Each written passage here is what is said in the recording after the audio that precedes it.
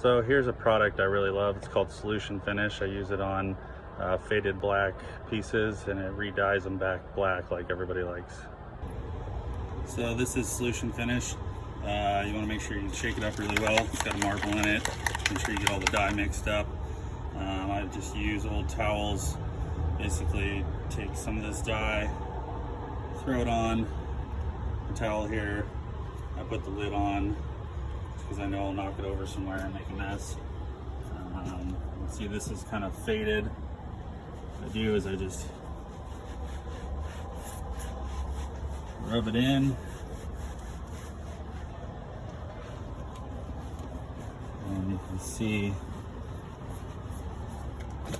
how much better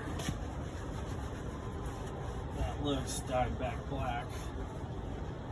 And you'll just let it basically sit on there for a couple minutes, and then you want to go back and wipe it off. But this really,